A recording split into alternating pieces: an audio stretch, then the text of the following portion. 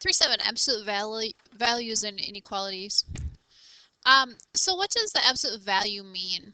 This is a symbol for absolute value. It's these two straight bars on the sides of the lines. And the absolute value of 7 is the distance 7 is from 0. So how far is it from 0 to 7? It's 7 units from 0 to 7. Since it's talking distance, how far do you think it is from 0 to -7? If I'm talking how far it still is just 7 units. This is distance. And if this doesn't make sense, think of this. On a tape measure, have you ever seen a -7? If I'm just measuring how long something is, how far it is between the 2 points, that's never going to be a negative distance, right? You can't have a negative measure on a tape measure.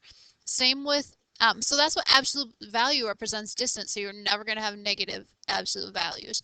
Whatever comes out of these boxes, so it doesn't mean that you can't have a negative in it, you can, but anything that comes out will be positive. So once you get an answer, whatever's in that absolute value is going to be positive. So let's try some. So solve for the variables. The thing is, if you look at that last one, when I said, what's the, well, actually, let's go. So when we're solving, if we have x, I knew that 7, remember, was 7 units long from 0 to 7, but it also was 7 units long from 0 to -7. So you kind of get two answers. So when you see these bars, I always tell kids, imagine them dropping down and giving you two cases. One is just like it is, except for I just take the bars off. So x equals 5. The other one, I'm going to set as x equals, I'm going to change the 5 to -5. So, because remember, if I put a 5 in there, what comes out? 5. If I have a -5 in there, again, what comes out? 5 comes out of there too. So if you want to get the answer of 5, you can get it by two ways, the absolute value of 5 or the absolute value of -5. So to get an answer of 6, I can do it two ways. I can have this 2t, excuse me, equal 6, or that 2t could equal -6, because once it comes out of the absolute value, I'm going to lose the negative. So now we just solve them each. So divide by 2, and you get t equals 3. Over here I divide by 2, and I get t equals -3. And they're not always the same number, so you have to be careful. Let's try it. 2 times 3. What comes out of that? That would be the absolute value of 6, which equals 6. Let's try the -3. I would have absolute value 2 times -3, which is the absolute value of -6, which is also 6. So both -3 work and 3 works. Let's try another one. This time, so here's the key. Just like we always want to get the x by itself, we want to get whatever's in the absolute value by itself first. Before I make my two cases, I want to get that part by itself. So I subtract 2, and you get absolute value still of x equals 7. Now I can make my two cases. So I'd have x equals 7, and the other one I just have to change it to negative, x equals -7, and there are my two answers. You always are going to get two answers with absolute value. How many? 2. Always 2. Graph and check the solutions. So if I graph the answers there, I would get -7 is a dot. So either equals -7, 7 is a dot. So again, if we say let's try them, -7, absolute value of -7 plus 2, is that 9? Well, absolute value of -7 is 7. So 7 plus 2, hey, that is 9. Let's try just 7. Absolute value of 7 plus 2, does that equal 9? That would be just 7 plus 2, which also equals 9. So both of those solutions work. You tried this one, and Mr. Erlunds will check it. So problem 2. So what do we do here? Remember, here I said you're going to make 2 cases. Set 1, one's going to be exactly the same, but the other one's going to be 2t equals -6. We do the same thing here. We have the absolute value part by itself, so I know right away I can make my 2 cases. One I'm going to keep exactly the same, and the other one I'm going to set equal to -8 instead of 8. And then we just solve it like always. Add 1 to both sides. You get 3x equals 9. Divide by 3. And you get x equals 3. Let's try this one. Add 1. I get 3x equals -7. Divide by 3. And I'm going to get a fraction. X equals -7/3. I can't reduce that, so that's it. And remember I said they're not always going to be just opposites of each other. And that's okay. So my answers are either 3 or -7/3. Let's try it. So if I do 3 times 3 minus 1, absolute value, is that equal to 8? Well, 3 times 3 is 9. 9 minus 1 is 8. So 8 is equal to 8. That one checks out. Let's try the other one. I'm going to do absolute value of 3 times -7/3 minus 1. Is that 8?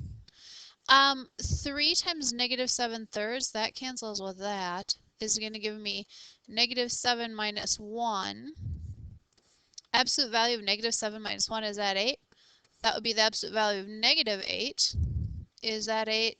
You betcha. Absolute value of -8 is 8. So 8 is equal to 8. We are good with both of those answers. So again, all the time you have to move everything away from the absolute value. I'm going to rewrite this for a second. I'm going to make this whole part just be equal to x.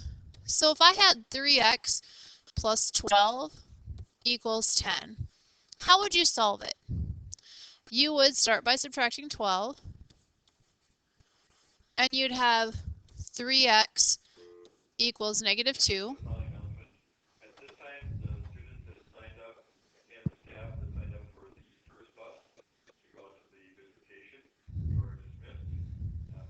Then you're going to divide by 3.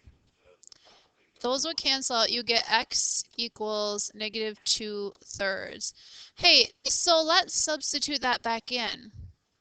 That's what I have, but we said x was actually the absolute value of 2z plus 9. Remember, I just temporarily put x in there to make it prettier. So that's all I have is that equals -2/3. So how do I solve this now? I make my 2 cases just like before. I have 2z plus 9 equals -2/3. Hey, but wait a minute. I see a problem. Does anybody else? Remember at the very beginning I said no matter what you have in there, whatever comes out is going to be a positive number because it's just a distance. Hey, I got to the point where I have something in there and it says it's going to equal a negative number. That can't happen. So once you get down to just your absolute value part, once you get down to this part, if it says it equals a negative number, you have a problem and you don't have to go any further. You can just say no solution. There is not any number that I can put into an absolute value equation and get a negative number. So I'm just done. It's no solution. All right, solve the following absolute value equations. Again, I want to get this part by itself. How do I do that? I divide by -2, divide by -2. If I do that, I have absolute value of 7d equals -7. And now what do I do? Again, do you see the problem? So I can never get a negative number to come out of those absolute value bars. So this is going to be a not possible. All right, let's try this one again. I want to get this part by itself. Add 2, add 2. I have negative 3n, absolute value of negative 3n, excuse me, equals 6. So far, so good. It equals a positive number. So now I have to break it into my two cases.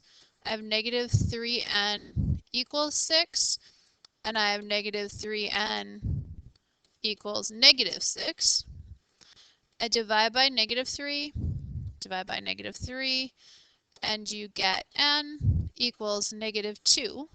On that side, again, I divide by negative 3 on both sides here also, and I get n equals positive 2. So let's try those both out and see if they work. Absolute value of negative 3 times negative 2 minus 2, is that 4? Well, negative 3 times negative 2 is negative 6. So absolute value of negative 6 minus 2, is that 4? Absolute value of negative 6 is 6. So 6 minus 2, okay, that's 4. That one works. So now let's try positive 2. So I had negative 3, absolute value of negative 3 times 2, minus 2. Does that equal 4? Negative 3 times negative 2. Oh, here I lied to you up in front. Sorry, this is negative up there. That should be positive 6 because negative times negative is positive. Here I would have absolute value of negative 6 minus 2. Is that equal to 4? This would be 6 minus 2. That is equal to 4. So both of them check out now that I did it right. So that is it for 3.7.